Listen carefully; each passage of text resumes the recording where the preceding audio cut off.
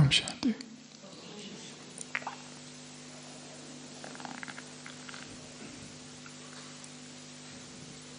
एक ज़ेन गुरु कवि था, उसका नाम था बोकाजो। उसके आश्रम में बहुत से शिष्य थे और आश्रम के ही बाजू में एक नदी बहती थी। वो अक्सर अपने शिष्यों से कहता था कि नदी को ऐसे पार करो कि तुम्हारे पैरों को पानी न छुए। और वो नदी में कोई पुल नहीं था।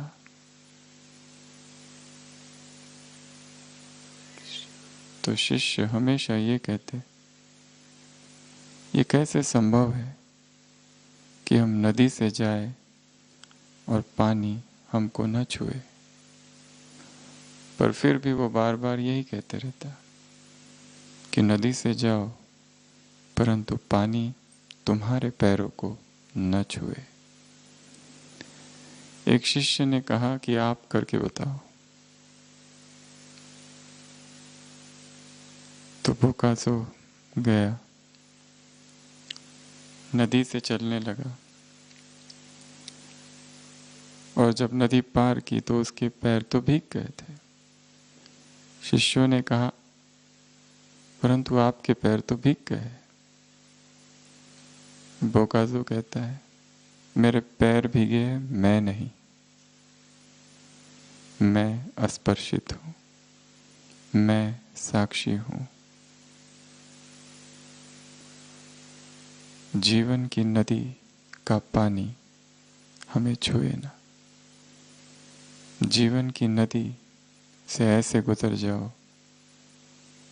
कि पानी हमें स्पर्श न कर सके।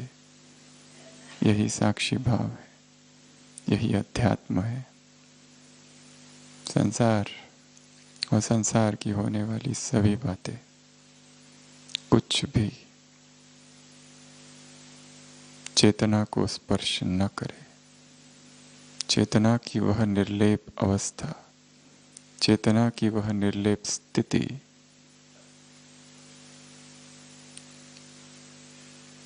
अध्यात्म की पराकाष्ठा है। जो कुछ हो रहा है, जो सारे खेल हो रहे हैं इस सृष्टि मंच पर, हमारे जीवन में, दूसरों के जीवन में, इस धरातल पर, वो सब कुछ परम साक्षी भाव से देखना,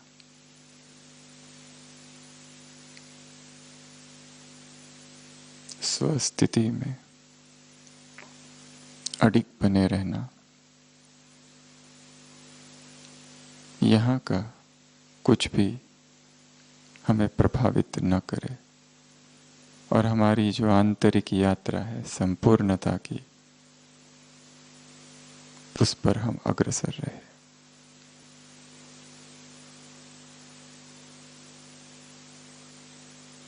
इस संसार की नदी से गुजर जाना,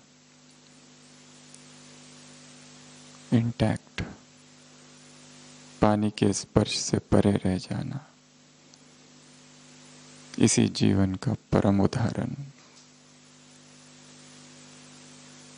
सृष्टि के आदि पिता ब्रह्मा रहे।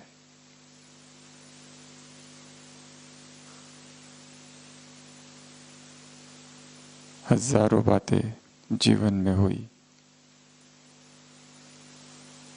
हर दिन हुई, परंतु आंतरिक पुरुषार्थ चालू रहा। आज की अव्यक्त वाणी बाबा के सामने क्या नहीं था? क्या नहीं था? कोई भी साकार उदाहरण, किसी भी व्यक्ति के अनुभव जो इस मार्ग पर निकल पड़ा हो,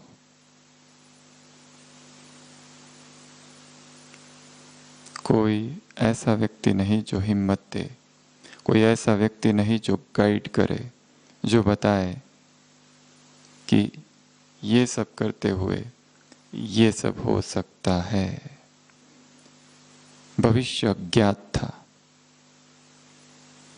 जैसे दिखाया है, एक छोटा सा स्नेल, स्नेल पता है, घोंगा छोटा होता है ना, स्नेल धीरे धीरे धीरे चढ़ता है। तो ऐसा ही एक स्नेल, एक घोंगा, वसंत ऋतु था, चेरी के झाड़ पर चढ़ने लगा। पास में एक दूसरा झाड़ था, वहां कुछ चिड़िया आई थी। वो चिड़िया हंसने लगी, क्योंकि ये स्नेल कहाँ चढ़ रहा है? उस चेरी के वृक्ष में अभी चेरी लगी ही नहीं है, चेरी के फल तो अभी है ही नहीं। और ये घोंगा, ये स्नेल व्यर्थ ही मेहनत करते हुए आगे जा रहा है। एक चिड़िया उड़कर आती है और उस घोंगे से कहती है, भाई तुम कहाँ जा रहे हो? वो स्नेल ध्यान नहीं देता, वो अपनी लगन में चल रहा है। वो पूछती है फिर से, तुम कहाँ जा रहे हो? ऊपर देखते नहीं कि चेरी के वृक्ष पर चेरी का कोई भी फल नहीं है। जाकर फायदा क्या? क्यों जा रहे हो? क्यों व्यर्थ मेहनत कर रहे हो? वो स्नेल फिर भी ध्यान नहीं देता है और चलते चलते ही कहता है कि जब तक मैं पहुंचूंगा तब तक चेरी के फल लग जाएंगे। अब लगे नहीं है, परंतु मेरी गति धीमी है।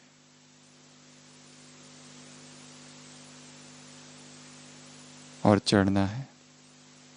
उसके साथ कोई साथी नहीं है, साथी विरोध कर रहे, साथी हंस रहे, दूसरे सहयोग नहीं दे रहे, पर वो अकेला चला जा रहा है। ये यात्रा है अकेले की ओर।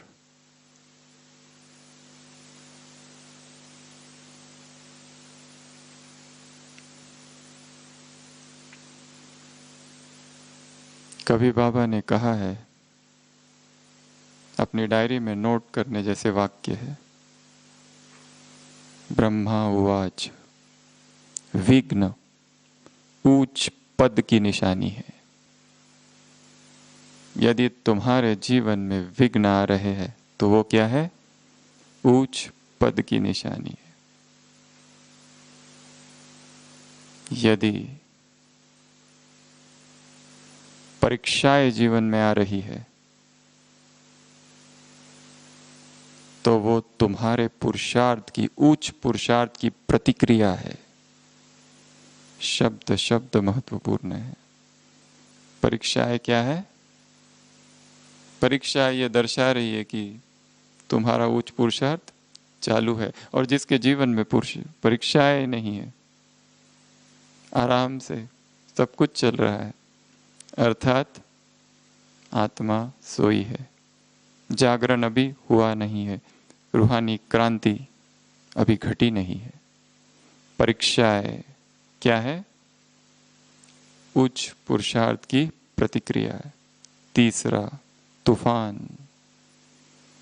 जो तूफान तुम्हारे जीवन में आ रहे हैं वो सब क्या है? उच्च मंजिल के नजदीक आने के चिन्ह। तूफान आ रहे, अर्थात ऊंची मंजिल है, वो नजदीक आ रही है, उसके ये चिन्ह है। विघ्न, परिस्थितियां, परीक्षाएं, तूफान। जितनी चोटें ज्यादा लगेगी उतना जज्बा जहरीला होगा।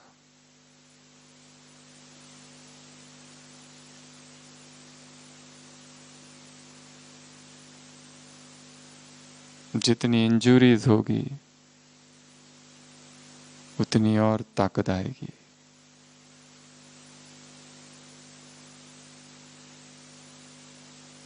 तो आज की अव्यक्त वाणी, कौन किसको देख रहा है? किसने किसको देखा? किसने किसको देखा? हुँ? बाबा माताओं को देख रहा है। क्या कह रहा है उनसे? साधारण नहीं हो, कौन हो? जगत माता समझो। पांडवों को देख रहे हैं, क्या कह रहे हैं उनसे? माताओं को मुक्त कर दो।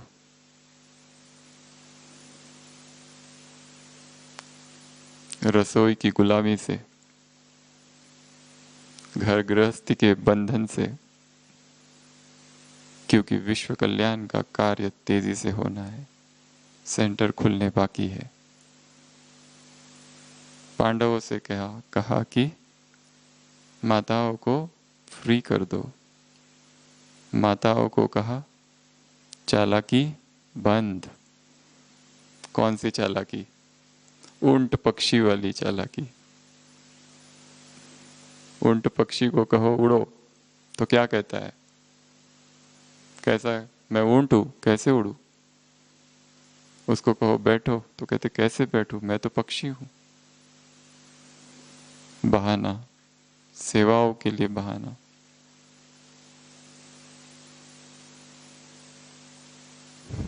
बाबा से कहते थे लोग आप बुजुर्ग हो गए, ये काम तो युवाओं का है।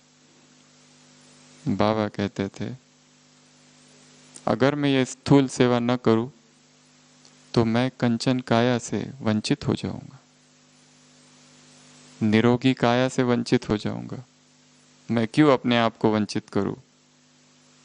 लास्ट संडे की मुरली, ऑलराउंडर।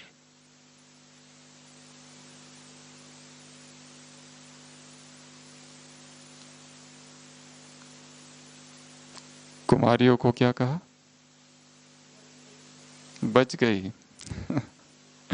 कुमारी जीवन अर्थात सर्वश्रेष्ठ जीवन है।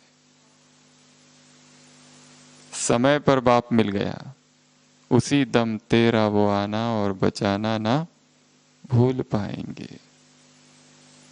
कुमार और कुमारियों जैसा जीवन इस संसार में और किसी का हो नहीं सकता।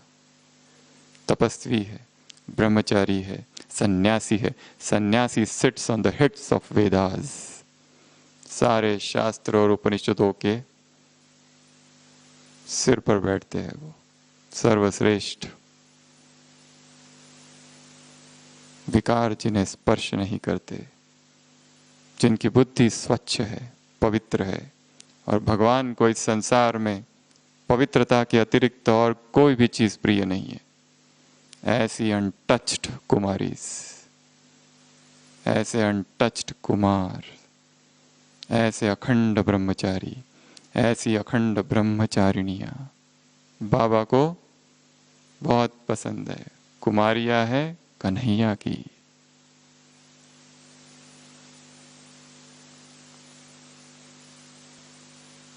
जहां ब्रह्मचर्य का तेज और ओज है, जहां स्वप्न मात्र भी ब्रह्मचर्य खंडित नहीं है, जहां देह का लेश मात्र आकर्षण नहीं है, शरीर की दुनिया मिट्टी की दुनिया लगती है, कुछ भी नहीं खींचता। चेतना की वह सर्वोच्च अवस्था कुमार और कुमारियों की अवस्था है। कितने कुमारों के, कितने ब्राह्मणों के समान है कुमारी? 100। और कुमार कितने? 700।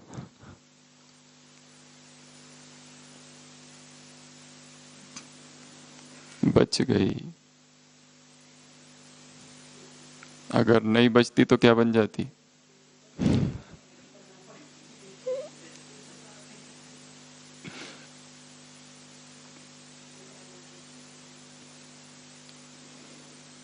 विकार चेतना की ऊर्जा को नष्ट कर देते हैं।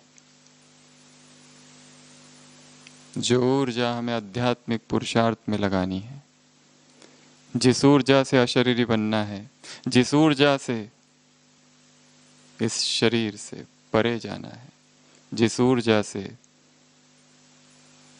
तत्वों के पार निकलना है, उस ऊर्जा पर ही आघात करते हैं विकार। मनुष्य 3 तलों पर जीता है, शरीर, मन, आत्मा। जो व्यक्ति केवल शरीर के तल पर जीते हैं उन्हें शरीर खींचता है, शरीर का आकर्षण होता है, विपरीत शरीर का आकर्षण। शरीर का शरीर से मिलन काम का रस है, जो क्षणभंगुर है, जो दुखदाई है, फ्रस्ट्रेशन लाने वाला है, दुखों की गर्त में डुबोने वाला है। कुछ लोग इस प्रेम से, इस आकर्षण से ऊपर उठ जाते हैं, उनके मन के तल का प्रेम होता है। मन का मन से प्रेम या आकर्षण प्रेम कहलाता है, ब्रैकेट में लौकिक, सांसारिक। यहां शरीर का आकर्षण कम है, था, अब उब गए, अब मन का आकर्षण, और ये भी बड़ा गहरा है। प्रेमी कहते हैं हम मर जाएंगे पर प्रेम करना नहीं छोड़ेंगे। वो प्रेमियों का आकर्षण है, वो प्रेम है, वो मन के तल का है। मन का मन से मिलन प्रेम है। पर क्या इससे परे भी कुछ और है? संसार में तो बस ये 2 ही चीजें पता है सबको। एक तीसरा मिलन भी है, निराकार का निराकार से मिलन, परमात्मा मिलन या परमात्मा प्रेम कहलाता है, जो कि सर्वोच्च है, जो कि जन्म जन्म चलने वाला है, जन्म जन्मांतर है, जिसमें कोई दुख नहीं, जो निष्कलंक है। बीच में संसारिक प्रेम, काम, प्रेम, प्रभु, मिलन। नीचे के जो 2 है वो आपस में मिक्स होते रहते हैं। जो लोएस्ट है वो शरीर का है, उसमें कभी कभी अंतर्दृष्टि प्राप्त हो जाती है तो प्रेम का जन्म होता है, पर अधिकतर वो शरीर के ही तल पर जीवन बीत जाता है। और ऐसा व्यक्ति कभी ब्रह्मचर्य को उपलब्ध नहीं हो सकता। जो शरीर से थोड़ा सा ऊपर उठ के प्रेम के जगत में आते हैं, मन के जगत में आते हैं, इमोशंस के जगत में आते हैं, वो एक दूसरे से जुड़े रहते हैं, चाहे शरीर से कितने ही दूर हो परंतु उनके मन जुड़े रहते हैं। ये भी किसी अर्थों में कहीं ना कहीं इसमें भी काम समाया रहता है, कम मात्रा में, पर रहता जरूर है। या वो अपने इस प्रेम को काम की ही संपूर्णता कहते हैं, पर इन दोनों को उस एक प्रेम की कोई खबर नहीं है, जो निराकार का निराकार से प्रेम है, जो परमात्मा प्रेम है, जिसमें शरीर का कोई महत्व नहीं है, जो मन का भी अतिक्रमण कर जाता है, जो मन से भी पार है, जो भावनाओं से भी परे है। वो निराकार का निराकार से मिलन प्रभु मिलन है। ये रस जिसको आ गया उसको नीचे के सारे रस मिथ्या लगते हैं। और ऐसा कोई व्यक्ति नीचे के लोगों को आकर उस रस की खबर दे तो शायद वो मानेंगे ही नहीं, क्योंकि उन्होंने कभी अनुभव ही नहीं किया है, उन्हें पता ही नहीं। वो तो बस संबंध के रसों को ही सब कुछ समझते हैं, पति पत्नी, बच्चे, माँ बाप, बहन भाई, बस यही जीवन है। समाज, मित्र, समाज के लोग,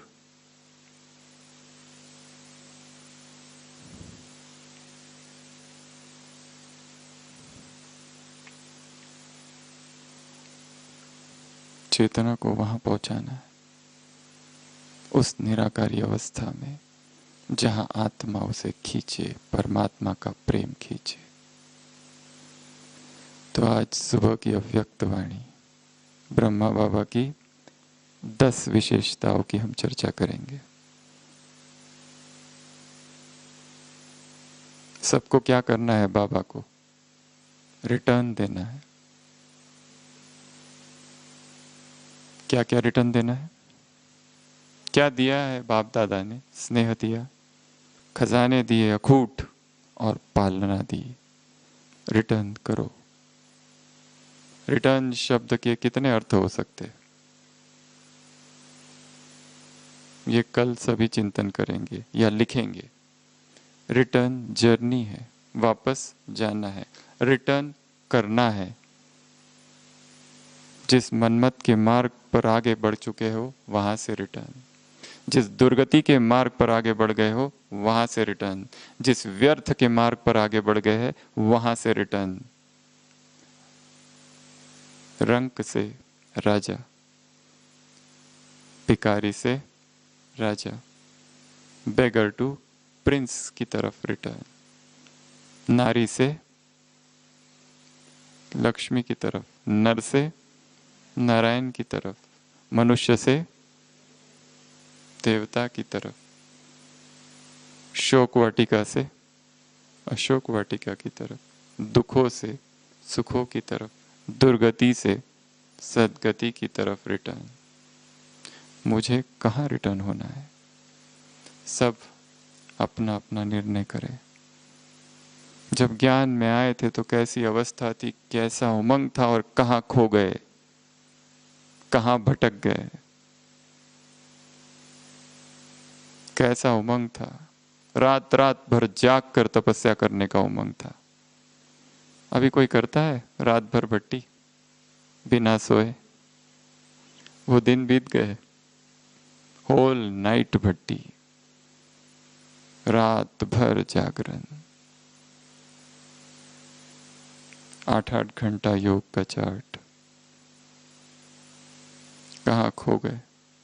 सेवाओं में भटक गए, या मैं की दौड़ में, या मैं के विस्तार में।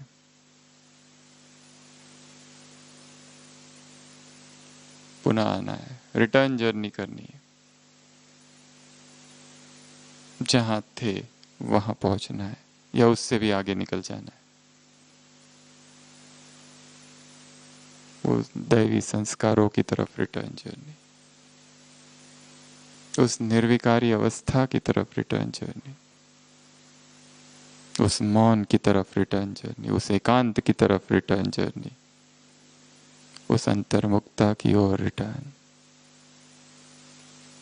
देख लिया संसार, देख लिया संसार के लोग, संसार के व्यक्ति, सब कुछ देखा।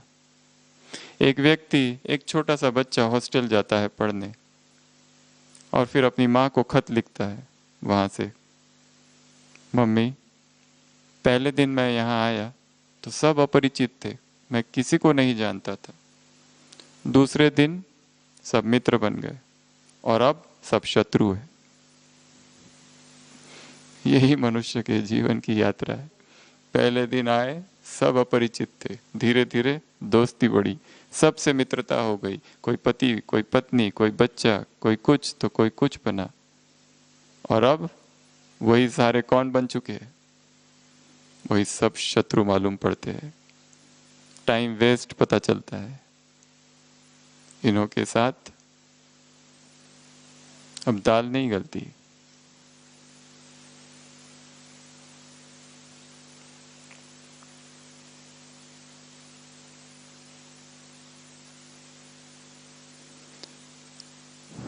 अध्यात्म का सबसे बड़ा पुरुषार्थ है अपने ही जीवन को साक्षी होकर देखना। मैं कहाँ हूं, कहाँ खड़ा हूं, कहाँ से यात्रा चालू की थी। वो दिन याद करो जिस दिन बाबा के बने थे। वो समर्पण का दिन, वो मधुबन आने का दिन, वो सेंटर जाने का दिन, वो प्रथम सेवा का दिन, वो पहली पहली सेवा, वो पहली पहली प्रदर्शनी, वो पहली पहली टोली, वो पहला पहला ब्रह्मा भोजन, वो पहला अमृत वेला, वो पहली मुरली, वो पहली अव्यक्त वाणी, वो पहला चिंतन, वो पहला क्लास, वो पहली गीता पाठशाला, वो पहला गांव में जाना, वो पहली पहली प्रदर्शनी समझाना, वो पहला कोर्स कराना। और आज ये कौन सी यात्रा पार कर ली? कहां से चालू किया था और कहां पहुंचे? कहीं भटक तो नहीं गए?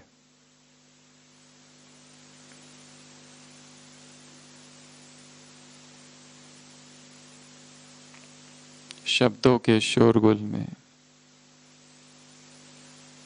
मौन खो तो नहीं गया? लोगों की भीड़ में एकांत लुप्त तो नहीं हो गया? बाह्य मुक्ता में अंतर्मुक्ता अव्यक्त तो नहीं हो गई?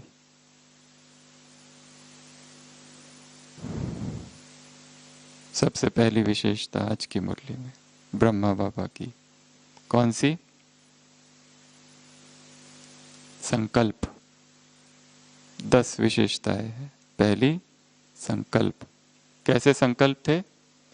दूसरों को विशेष बनाने के संकल्प। जब व्यक्ति अपने से निकलकर दूसरों के लिए सोचने लगता है, यह तभी संभव है जब वो अपने विकारों से पार हो गया है। उसके सिवा यह संभव ही नहीं है। जब तक विकार है, व्यक्ति सेल्फिश रहता है, अपने बारे में सोचते रहता है। जब अंदर के विकार हट जाते हैं, तब उसे विचार आता है दूसरों का। क्या करूं, किसके लिए, कैसे किसका कल्याण करूं? तो सबसे पहली विशेषता थी संकल्प की।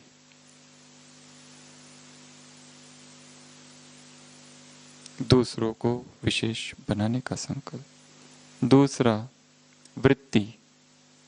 वृत्ति में क्या था? सबने मुरली पढ़ी है? बताओ जल्दी। पढ़ी है ना? कि खाली सुनी है? सुनने से नहीं होगा कुछ।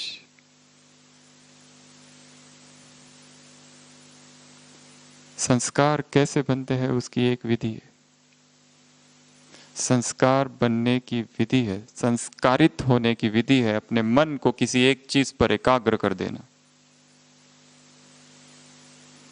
अपनी बुद्धि को बाबा के महावाक्यों में तब तक एकाग्र करके रखो जब तक वो वाक्य संस्कार न बन जाए। एक वाक्य लो, कोई भी, कहीं से भी मुरली का, उसको पढ़ो, फिर आंखें बंद करो, दोबारा पढ़ो, फिर पढ़ो, फिर पढ़ो, फिर आंखें बंद करो, फिर याद करने की कोशिश करो, फिर दिनचर्या में बीच बीच में याद करो। कभी आकाश में देखो उसे, कभी झाड़ों पर लिखा हुआ देखो, कभी धरती पर लिखा हुआ देखो, कभी पानी पर लिखा हुआ देखो। उसे बार बार बार बुद्धि में लाना। योग में जब बैठते फिर उसी वाक्य को फिर याद करना। मन केवल उस वाक्य पर केंद्रित हो जाए तो वो वाक्य संस्कार बनेगा, तब तक नहीं। बुद्धि एकाग्र कहीं और है, बुद्धि भटक रही है तो संस्कार कैसे बनेगा? ज्ञान के संस्कार अपने अंदर धारण करने हैं, उसके लिए मेहनत है, थोड़ी मेहनत तो करनी पड़ेगी। तो पहली विशेषता संकल्प। दूसरी विशेषता वृत्ति से क्या किया? हाजी की मुरली अभी 24 घंटे पूरे नहीं हुए, 24 घंटे के बाद भूल जाना, अभी नहीं, जब तक दूसरी नहीं आती तब तक। क्या? उमंग, उत्साह दिया। तीसरा, बोल। बोल कैसे थे? बोल कैसे थे? किस व्यक्ति के बोल कैसे है, ये परिचारक है उसके अब तक के सारे अध्यात्म के पुरुषार्थ का। कोई 10 साल से है, कोई 20 साल से, कोई 40 साल से, कोई 50, कोई 60, पर शब्दों में मधुरता नहीं है, वाणी में कड़वाहट है, वाणी में दूसरों को हर्ट करने की भावना है, अर्थात फेल। बाबा ने क्या किया? जो कमजोर है, जो निर्बल है, उनको क्या किया? सेवाओं के योग्य बनाए, उड़ती कला में ले गए। मधुर बोल, युक्त युक्त, ज्ञान युक्त, स्नेह युक्त बोल। जो नाउम्मीद है, होपलेस हो गए, उनको क्या? होपफुल बना दिया। जिसको पुरुषार्थ में इंटरेस्ट ही नहीं रहा, दुखी हो गया है जीवन में, इतने दुख, इतने दुख, इतनी परिस्थितियां। ब्राह्मण बनने के बाद तो और ज्यादा परिस्थितियां बढ़ जाती है। ये कोर्स कराते समय कोई नहीं बताता है, बाद में पता चलता है। तब क्या बताया जाता है? सुख शांति का मार्ग। पर किसी ने ये नहीं बताया कि अभी ब्राह्मण बनोगे ना, हिसाब किताब चालू।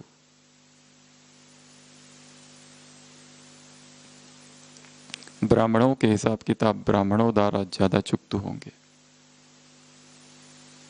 क्योंकि साथ में इन्हीं आत्माओं के साथ रहे हैं, इसलिए।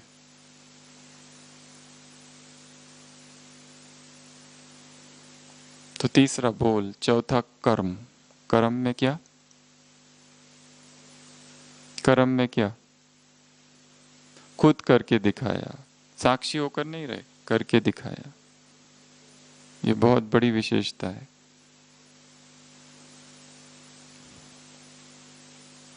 पांचवा, संबंध में क्या? बुजुर्ग से बुजुर्ग, युवा से युवा, बच्चे से बच्चा। हर एक ने क्या सोचा? ये मेरा है। अपनापन, ये बहुत बड़ी बात है। अपनापन लगे। एक व्यक्ति अपनी बाइक चालू करता है, पीछे से पिताजी की आवाज आती है, बेटा आज नहीं जाओ ऑफिस, मौसम ठीक नहीं है। वो बेटा बाहर देखता है, कहता है नहीं नहीं पिताजी, मौसम बहुत अच्छा है। पिताजी कहते हैं नहीं, मैंने सुना है वेदर फोरकास्ट, कम से कम रेनकोट तो लेके जाओ। वो कहता है डैड यू आर इम्पॉसिबल, आप असंभव हो, मानते नहीं हो। जबरदस्ती रेनकोट लेता है, बाइक पर बैठता है और जाने लगता है। और जैसे जाने लगता है, अब तक मौसम बहुत अच्छा था, तेज बारिश होने लगती है, इतनी तेज बारिश कि रोकता है, रेनकोट पहुंचता है और सुरक्षित अपने ऑफिस पहुंचता है।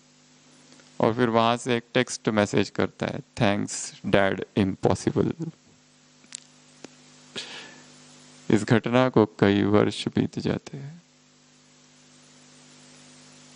एक दिन फिर ऐसे ही हेलमेट पहनता, अपनी बाइक पर बैठता है, मौसम बहुत अच्छा है, निकल पड़ता है और बीच में तेज बारिश आती है, इतनी तेज बारिश आती है कि ऑफिस पहुंचते पहुंचते भीग जाता है। ऑफिस पहुंचता है, एसी बंद करता है, बैठता है, अपना वैलेट, अपना बटुआ बाहर निकाल के रखता है, भीगा हुआ है, उसको खोलता है, देखता है उसके पिताजी की तस्वीर है, हंसता है, मुस्कुराता है, चुपचाप। वो तस्वीर देखकर एक मौन कहानी की उसे याद आती है, किसी के ना होने की, किसी के प्यार की। वो कहानी कुछ और इमोशंस उसके अंदर पैदा करती है। जो था पर अब है नहीं, पर उसके प्यार की छाप हृदय पर है। ऐसे जितने यज्ञवत्स थे, उन सब ने यह अनुभव किया कि बाबा, लास्ट संडे की मुरली में था अलौकिक माँ, अलौकिक ममता। ये माँ है और पुरुष मातृत्व को पा जाए, ये बहुत बड़ी उपलब्धि है। सभी को अपना समझना, अंदर से सब मेरे हैं। ये नहीं सोचा ये छोटे छोटे बच्चे मेरी इतनी गहरी गहरी बातों को क्या समझेंगे, इनको क्यों बताऊं और क्या समझाऊं। तो पहली विशेषता संकल्प, दूसरी विशेषता वृत्ति, तीसरी विशेषता बोल, चौथी विशेषता कर्म, पांचवी विशेषता संबंध, छठवीं विशेषता सोचना। क्या सोचा? लास्ट नंबर का है, फिर भी क्या हो, आगे बढ़ जाए। शुभ चिंतक, ये बिल्कुल पुरुषार्थ नहीं करता, कुछ नहीं करता, एकदम लास्ट, सबकी निंदा, सबकी ग्लानि, सब पर कमेंट, सबको दुख देता है, फिर भी क्या करे, वो भी आगे बढ़ जाए, उसका भी कल्याण हो जाए, उसका भी हृदय परिवर्तन हो जाए। और ये काम और ये कार्य शब्दों से कभी नहीं होगा, वो हमारी भावनाओं से ही होगा।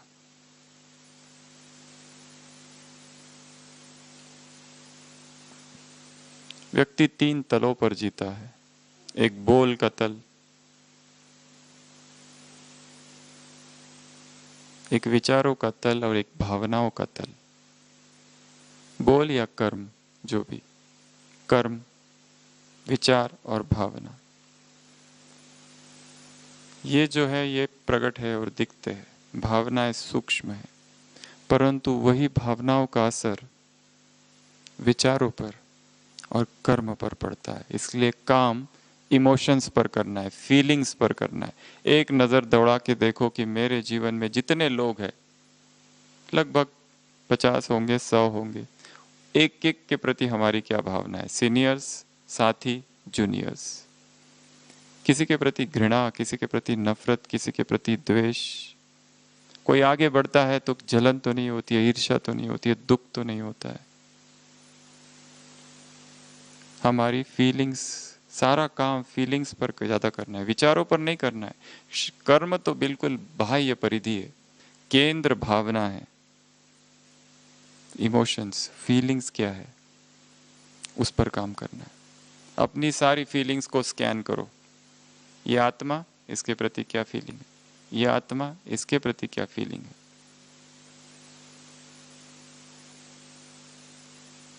कोई भी हो सकता है, पति, पत्नी, बच्चे, माँ बाप, मित्र, साथी, सहयोगी, बाहर के लोग, कितनी फीलिंग्स बदलती रहती है।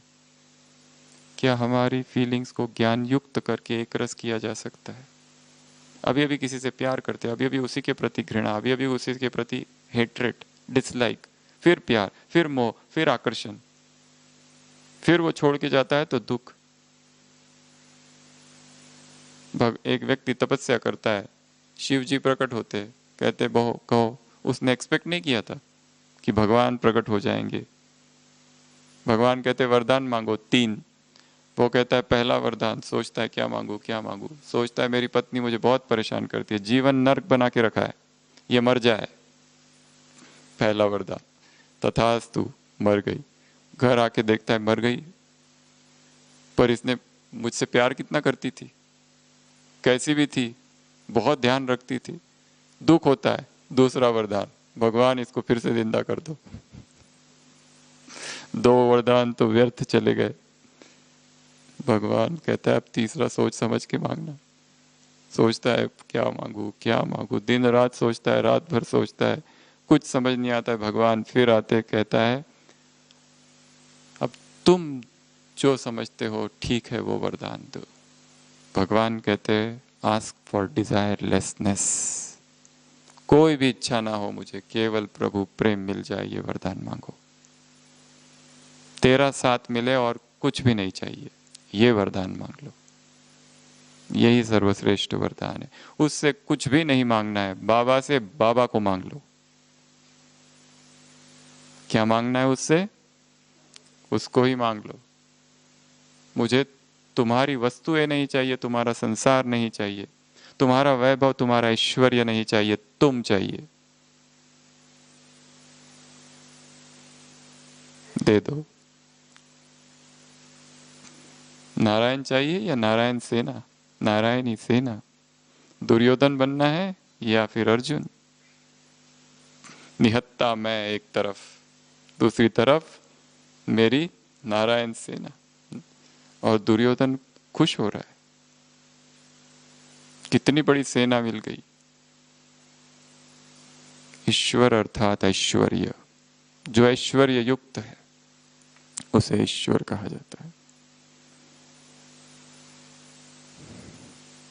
सातवीं विशेषता, देखना। क्या देखा? सब में विशेषता, चाहे कोई कैसा भी हो, उसमें कोई ना कोई विशेषता तो जरूर है। इस यज्ञ में बाबा ने किसी को भी बिना विशेषता के अपॉइंट नहीं किया है। God selected, God elected, God chosen souls. किसी को पूरे गांव में से एक ही व्यक्ति है, उसको वहां से उठा के यहाँ लाया है। किस लिए लाया है? जो सबसे झगड़ा करता है, परंतु उसमें एक विशेषता ऐसी है जो किसी में भी नहीं है। उस एक विशेषता के लिए उसे वहां रखना पड़ा, नहीं तो वो सेवा अपूर्ण रह जाएगी, क्योंकि ऐसी सेवा और कोई कर ही नहीं सकता। वन वन की काठी यहां एकत्र हुई है।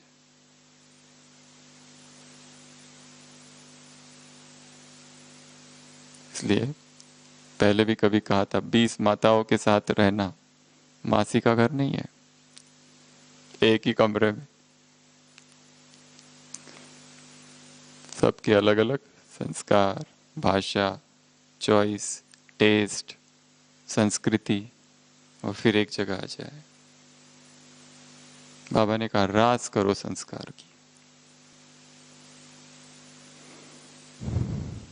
8वीं विशेषता, समर्पण। हिम्मत का पहला कदम क्या है? समर्पण।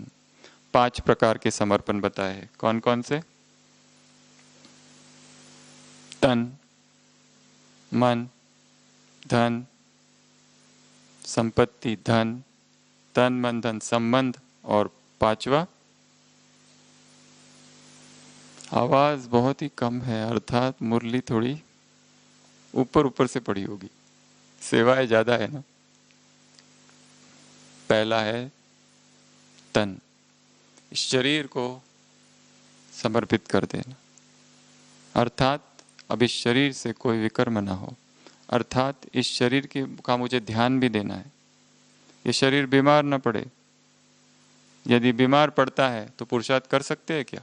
बीमार व्यक्ति नहीं कर सकता है। बीमार होते ही, दर्द होते ही देहभान आ जाता है, बहुत मुश्किल है।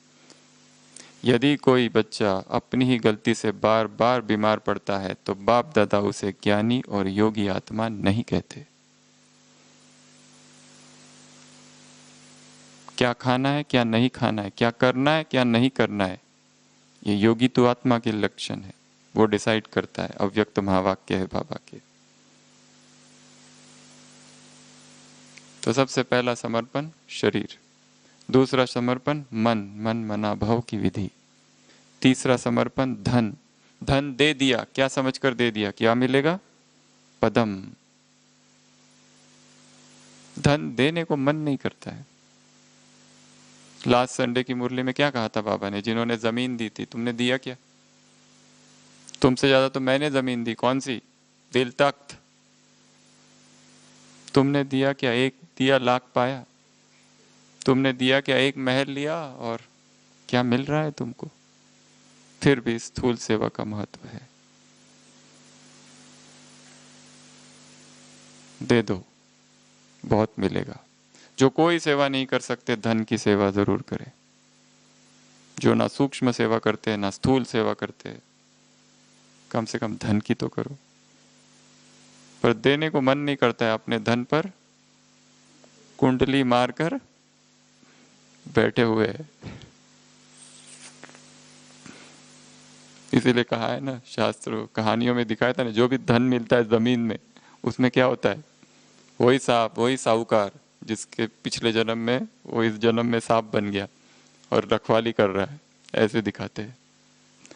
तो धन, धन के बाद संबंध, संबंध को क्या कर दिया? चेंज, ट्रांसफर, ट्रांसफॉर्मेशन, परिवर्तित कर दिया। लौकिक को अलौकिक, अपने सारे संबंधों को अलौकिक बना देना है। हमने सेंटर की इतनी सारी बहनें देखी है कि जो उनकी माता को, या तो उनका जो सरनेम है उसके आगे माता जोड़कर कहती है जैसे कोई दूसरी है वो, जैसे इसकी माँ नहीं है लौकिक, वो माता आएगी, ये माता आएगी। इतना डिटैचमेंट। एक ही सेंटर पर बहन जी है, उसकी माँ है, लोगों को भी पता नहीं है इसकी माँ है करके। कितना डिटैचमेंट लौकिक रिलेशंस में। तो लौकिक को अलौकिक में परिवर्तन कर देना है। उसके बाद में पांचवा समर्पण कौन सा? ये सबसे गहरा समर्पण, सबसे कठिन कहो, सबसे गहरा कहो, जो भी कहो। कौन सा? बुद्धि। बुद्धि का अहंकार, बुद्धि का अभिमान, मैं ये हूं। वो चाहता था तो उसे कितना अभिमान आ सकता। अगर हमारे शरीर में भगवान आ जाए और हम मुरली पढ़ने लगे, मुरली सुनाने लगे, तो अहंकार आएगा। मनोहर इंद्र दादी को किसी ने पूछा था, बाबा दादी ये बाबा ब्रह्मा के ही तन में क्यों आए? तो क्या तुम्हारे तन में आते?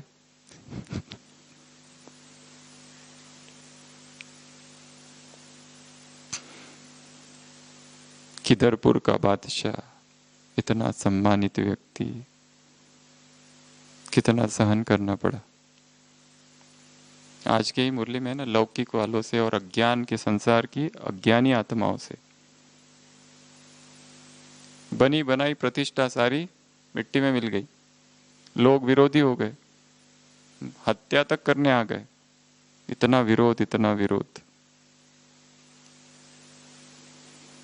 तो बुद्धि का अहंकार, मैंपन, ये सबसे बड़ा समर्पण है। इसको छोड़ना बहुत बड़ी बात है। और बाबा क्या बन गए? निर्मल, सुखदाई, शीतल, 3 शब्दों का प्रयोग है मुरली में।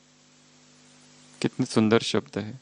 शीतल बन जाना, निर्मल बन जाना, सुखदाई बन जाना। तो 8वीं विशेषता समर्पण। 9वीं विशेषता, बाबा के आगे सामने कोई भी एग्जाम्पल नहीं था। नो एग्जाम्पल, कोई उदाहरण नहीं, फिर भी आगे बढ़ते गए, आगे बढ़ते गए। ये बहुत बड़ी विशेषता है। अज्ञात था भविष्य क्या होने वाला है, कोई यज्ञ स्थापन होने वाला, इतने लोग आने वाले हैं, क्या उनका करे और कैसा उनका करे, कुछ पता नहीं। 10वीं विशेषता फुल स्टॉप, क्वेश्चन मार्क नहीं। उदाहरण दिया है भोजन का, समय हो रहा है, बेल बजने वाली है, कुछ भी नहीं है, पर निश्चिंत है। मैं निमित्त हूं, मैं बच्चा हूं, ये भी बच्चे हैं, और टाइम पर सब कुछ हो गया। परिस्थिति आएगी, पर यह निश्चय, ये बेफिक्र बादशाह की स्थिति कि सब कुछ होगा। ये कार्य मेरा है ही नहीं, कार्य उसका है। कितना बड़ा ट्रस्टी भाव है, बहुत बड़ी समर्पणता है। और ये आंतरिक पुरुषार्थ है, एकांत में जो किया हुआ है, घंटों घंटों मौन में, घंटों घंटों एकांत में, इस संसार से परे केवल आत्मिक चिंतन। शरीर नहीं हूं, आत्मा हूं, शरीर नहीं हूं, आत्मा हूं। सब तरह का संयम दीर्घकालीन साधना का परिणाम है। तो कितने हो गए? 10। फुल स्टॉप लगाया, क्वेश्चन मार्क की टेढ़ी मेढ़ी मात्रा नहीं, फुल स्टॉप। अपने आप होगा, कार्य उसका है, वो देखेगा, मुझे कुछ नहीं करना है। मैं क्या करूं, कैसे करूं, क्या होगा, कैसे होगा, ढेर प्रश्न उठ सकते थे। कुछ नहीं होगा, सब ठीक ही होगा। यदि हमारे जीवन में ऐसी कोई परिस्थिति आ जाए, अचानक से हम जिस घर में रहते हैं और घर मालिक आके कहे कि कल सुबह तक घर खाली कर दो, या जो जॉब चालू है वो जॉब खत्म, या जिस बैंक में सारे पैसे है वो सारे बैंक ही लूट गई, जीरो, एकदम जीरो में आ गए, कैसे रहेगा? या अचानक से एक्सीडेंट हो गया, या अचानक से पता चला कैंसर है, वो सारे शरीर में फैल गया। रमन महर्षि थे, कैंसर हो गया उनको। शिष्यों ने कहा डॉक्टर को दिखाओ, उन्होंने कहा क्या जरूरत है, परंतु तुम्हारी इच्छा है तो दिखाओ। उनको इतनी पीड़ा शरीर में, पर वो पीड़ा उनके चेहरे पर नहीं थी। डॉक्टर्स को भी आश्चर्य लगता था, रमन महर्षि कैंसर था देखकर। वो कहते थे पीड़ा शरीर में, मैं, मुझे कुछ नहीं है, मैं साक्षी हूं। इतना ये जो तदात्म्य है शरीर से, उससे बाहर उसी तरह हमें याद है, हम जब BSES मुंबई में थे, गुलजार दादी थे ऊपर 5th फ्लोर पर। अचानक दादी को कई सालों पहले 2005-06 अचानक इतना ब्लीडिंग हुआ, इतना ब्लीडिंग, वो पूरा ब्लड ब्लड ब्लड सब जगह। कोई देखे कि मुझे इतना ब्लीडिंग हुआ और मैं ब्लड में नहा रही हूं तो खुद ही डर जाए। बुलाओ, डर जल्दी डॉक्टर को बुलाओ। दादी निश्चिंत होके बैठी है।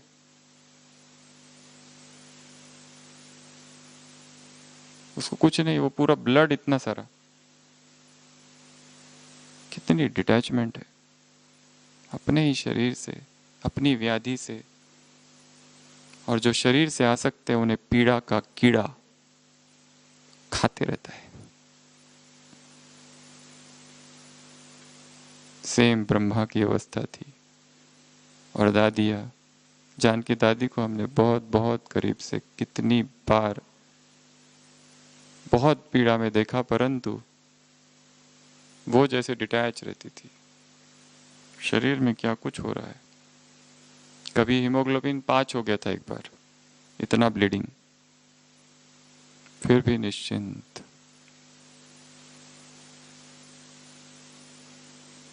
तो ये ब्रह्मा की 10 विशेषताएं थी। ऐसे कैसे कैसे बाप समान आत्माओं को, स्नेही आत्माओं को, रिटर्न देने वाली आत्माओं को, ऐसे बोलते जाओ। निश्चय में विजय वाली आत्माओं को ऐसे, बेफिक्र बादशाहों को ऐसे। क्या क्या सुना अभी बताते जाओ।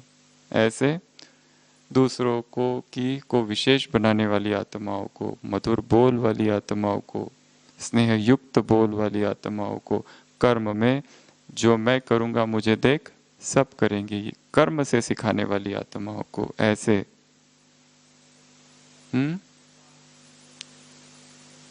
शुभ भावना शुभ कामना रखने वाली आत्माओं को ऐसे।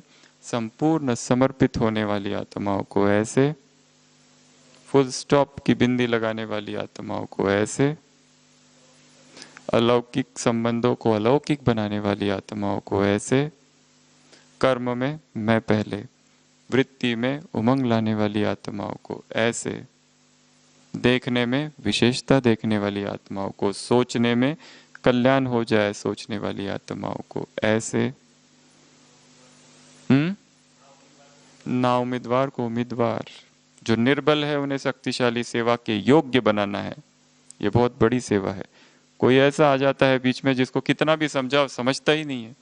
जो भी सेवा सिखाओ वो गड़बड़ ही करता है। एक बार सिखा दिया, 2 बार सिखा दिया, 3 बार सिखा दिया। बहुत पेशेंस चाहिए। तो ऐसी अथाह पेशेंस वाली आत्माओं को ऐसे।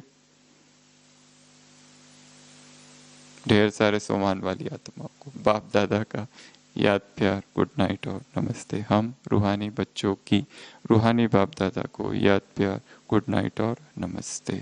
ओम शांति।